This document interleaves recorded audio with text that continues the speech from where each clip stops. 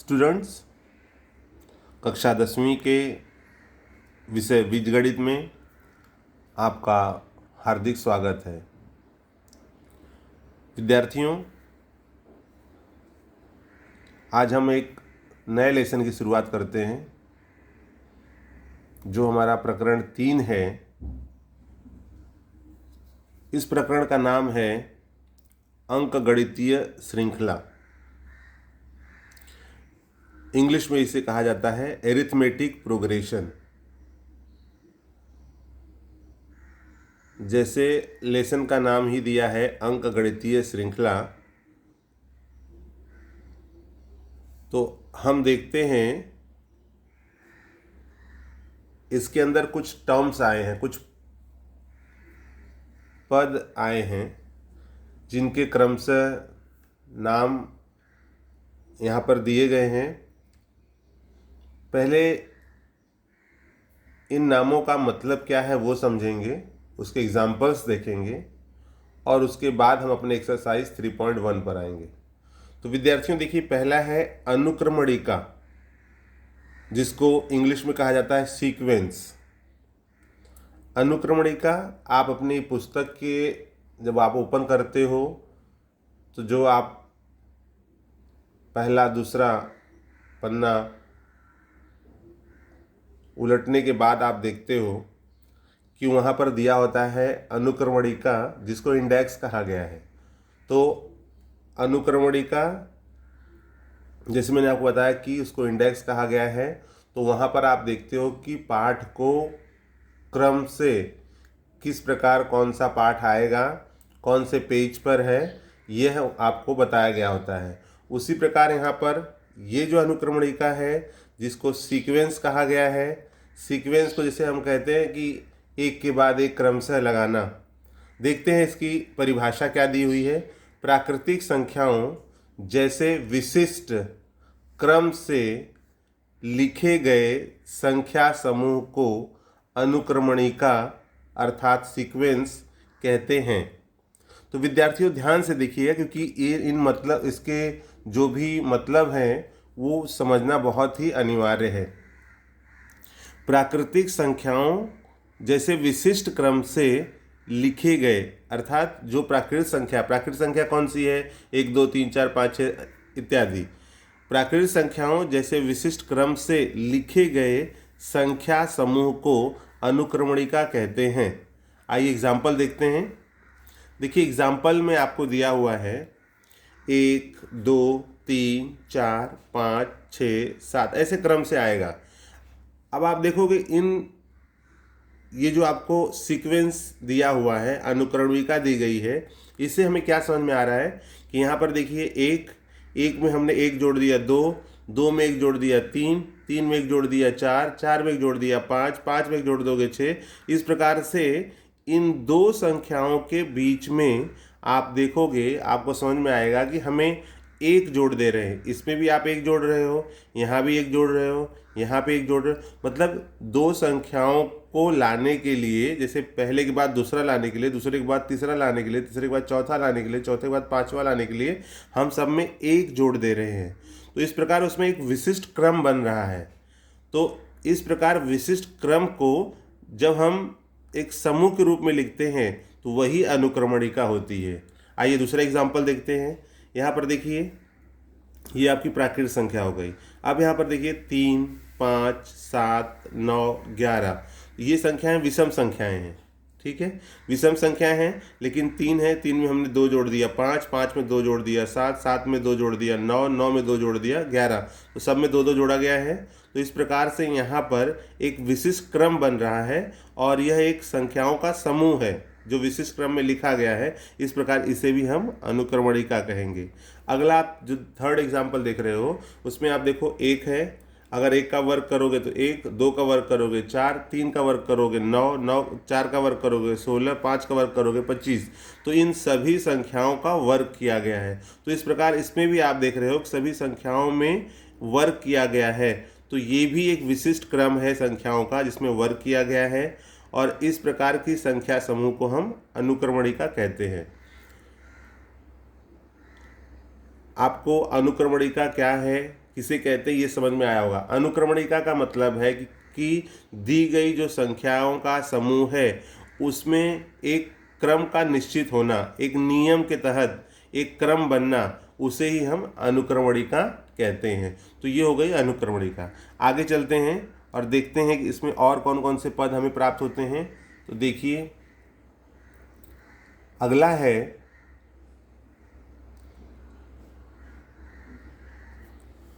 अनुक्रमणिका के पद। Terms in sequence. कोई अनुक्रमणिका निर्मित करने वाली प्रत्येक संख्या को उस अनुक्रमणिका का पद अर्थात टर्म कहते हैं। जैसे बच्चों आप देखिए अनुक्रमणिका, तो ये हमारी अनुक्रमणिका हो गई। ये जो मैंने 3 एग्जाम्पल आपको बताए ये सभी अनुक्रमणिका है, जिसको इंग्लिश में सीक्वेंस कहा गया है। अब इस सीक्वेंस में या इस अनुक्रमणिका में ये जो आपको 1, 4, 9, 16, 25, तो ये पद है। ये पहला पद है, दूसरा पद है, तीसरा पद है, चौथा पद है, पांचवा है, छठवां है, सातवां है, ऐसे अनंत पद इसमें होंगे। तो इस प्रकार ये जो पद दिए होते हैं, यहाँ पर जो अंक लिखे गए हैं एक के बाद एक, एक के बाद एक, इन्हें यहाँ पर अनुक्रमणिका का पद कहा गया है। इंग्लिश में इसको टर्म कहते हैं। और इन पदों को, ये जो पद दिए गए हैं, इन पदों को टी अक्षर द्वारा दर्शाया जाता है। मतलब जब भी अनुक्रमणिका का कोई भी पद लिखा होगा तो उसे हम टी अक्षर से दर्शाएंगे। जैसे पहला है तो हम लिखेंगे T1, दूसरा है T2, तीसरा है T3, चौथा है T4, पांचवा है T5, छठवां होगा T6। इसलिए इसको टी क्यों दर्शाते हैं? क्योंकि ये प्रत्येक पद को, मतलब जो यहाँ पे संख्या है उसे पद कहा गया है। पद को इंग्लिश में टर्म कहते हैं और टर्म को TERM लिखते हैं, इसलिए इसको टी अक्षर द्वारा दर्शाया गया है। चलिए आगे चलते हैं और देखते हैं कि टर्म के बारे में क्या दिया गया है। पदों को अक्षर टी द्वारा दर्शाते हैं। कौन से पदों को? तो जो अनुक्रमणिका में जो संख्या लिखी गई होती है तो उनके जो प्रत्येक घटक है, इन घटकों को ही, जैसे यहाँ पर अंक है, इन्हें ही पद कहा गया है। तो पदों को अक्षर टी द्वारा दर्शाते हैं। जैसे मैंने कहा कि यहाँ पे देखिए पद लिखा है, पद को इंग्लिश में टर्म कहते हैं। तो टर्म का मतलब है पद और इसे टी अक्षर द्वारा दर्शाया गया है। अगर पहला पद होगा तो T1, दूसरा पद होगा तो T2, तीसरा पद होगा तो T3। इस प्रकार मैंने आपको पहले ही बताया है। तो इस प्रकार T1, T2, T3, T4 पदों को इस प्रकार से लिखते हैं। अगर मान लीजिए ऐसे हम आगे बढ़ते जाएं तो कहाँ तक बढ़ सकते हैं, कहाँ तक पद लिख सकते हैं हम? तो ऐसे इसको लास्ट में कहा गया है nवां पद। n मतलब होता है कोई भी नंबर। जैसे मान लीजिए मुझे 1000वां पद लेना है, तो 1000 या 1000 के आगे भी जो है, इसलिए कहाँ तक है ये बताना अभी संभव नहीं होता है, तो हम उसको क्या करते हैं, n लिख देते हैं। तो देखिए यहाँ पर जैसे बताया गया है, 90वें स्थान पर स्थित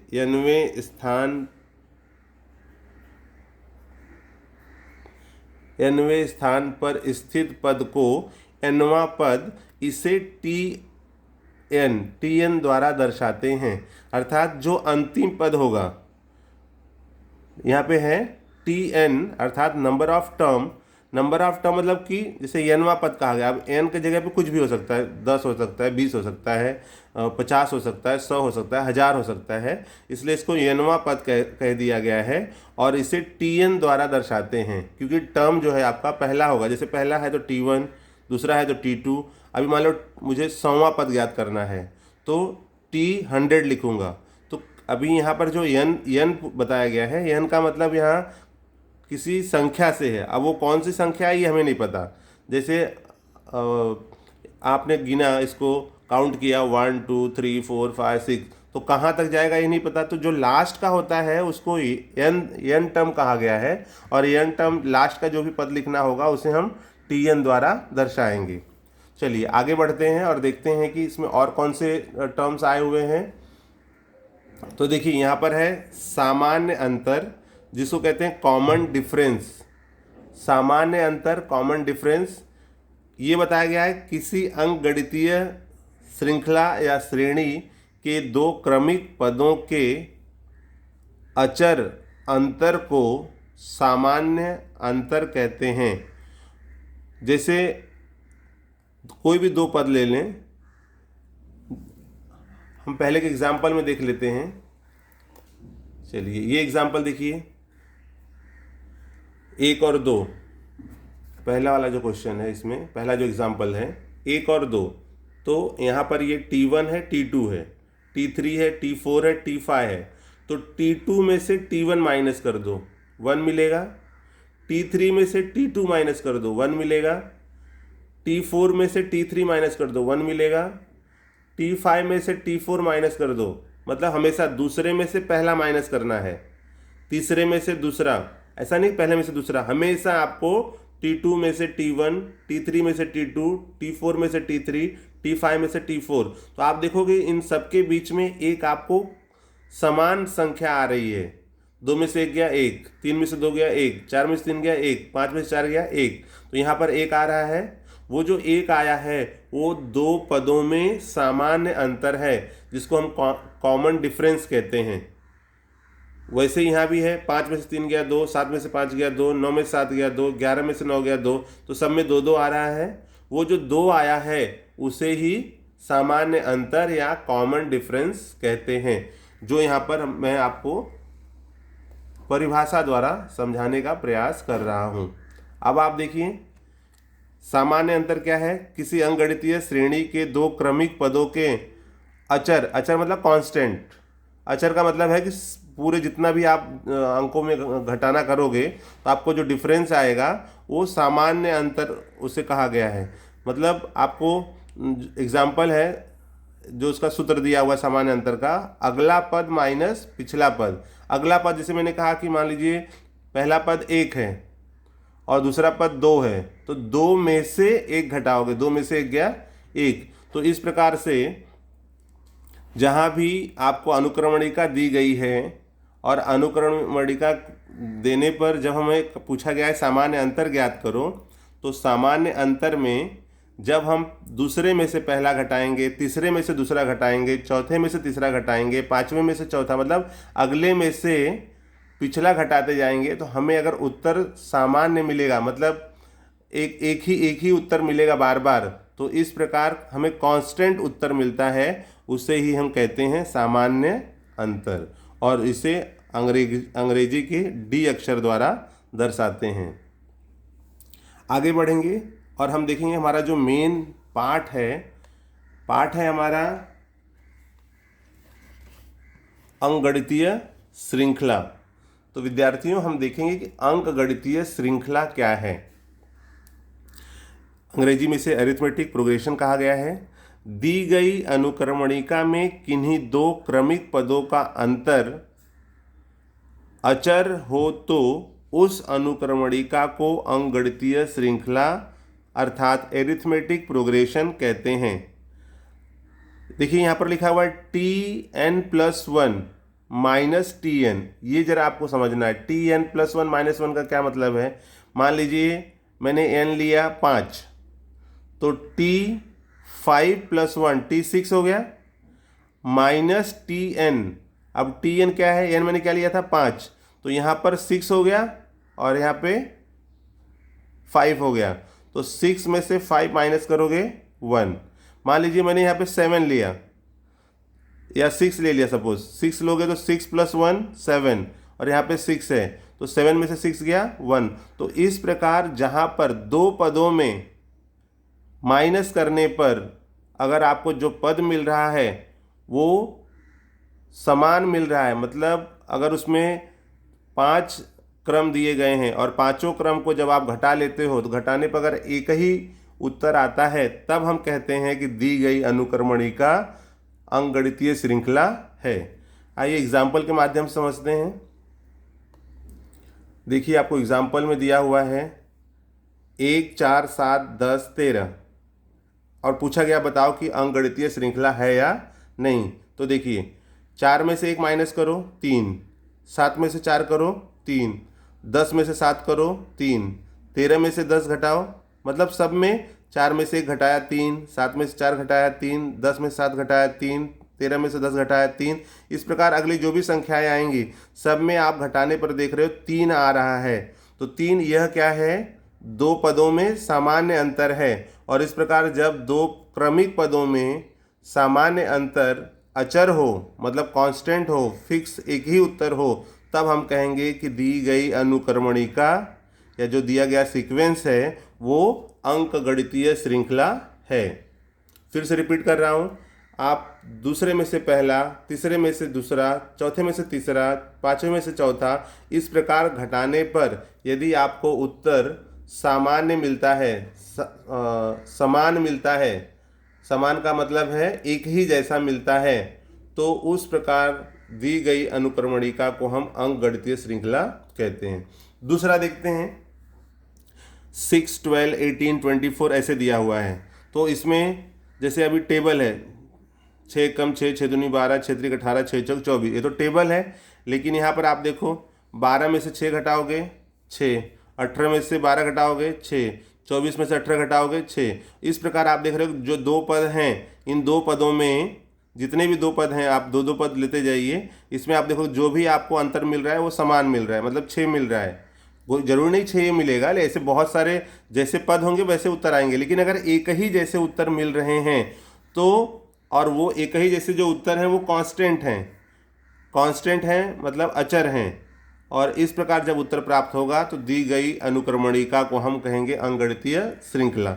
अब यहाँ पर देखिए 3, 3, 3, 3, 3। अब पूछा गया है कि ये अंकगणितीय श्रृंखला है या नहीं, तो कैसे जांचोगे आप, 3 में से 3 गया 0, फिर 3 में से 3 गया 0, 3 में से 3 गया 0। इस प्रकार अगला जो 3 होगा 3 में से 3 गया 0। तो आप देखोगे दो पदों में जो उत्तर मिल रहा है वो सेम मिल रहा है। तो जब इस प्रकार से आप दूसरे में से पहला, तीसरे में से दूसरा, चौथे में से तीसरा, पाँचवें में से चौथा, मतलब अगले में से पिछला घटाने पर आपको अगर एक ही प्रकार का पद प्राप्त हो रहा है तो वो दी गई श्रृंखला या दी गई अनुक्रमणिका अंकगणितीय श्रृंखला होगी। उसी प्रकार से चौथा है, हम पांचवा देखते हैं, 4, 16, 64। तो 4 चौक 16, 16 चौक 64, फिर 64 चौक लेना है आपको। तो यहाँ पर इस प्रकार के जब पद होंगे तो वह अंकगणितीय श्रृंखला नहीं है, वह क्या होगा, उसे हम भूमितीय श्रृंखला कहेंगे। और भूमितीय श्रृंखला यह हमें इस लेसन में नहीं पढ़ना है या 10th में आपको नहीं पढ़ना है, हम उसको अगली कक्षाओं जो होंगी हमारी 11वीं 12वीं कक्षाएं जो होंगी, इसको ज्योमेट्रिक प्रोग्रेशन कहा जाता है। और ये हम अगर आप साइंस लेकर के आगे पढ़ते हो तो आपको 11th या 12th में इसे पढ़ने को मिलेगा। तो इस प्रकार से यह लेसन शुरू करें, उसके पहले का ये टर्म था, और आशा करता हूँ कि आपको यह समझ में आया होगा। अगले वीडियो में हम मिलते हैं एक्सरसाइज 3.1 के एग्जाम्पल्स के साथ।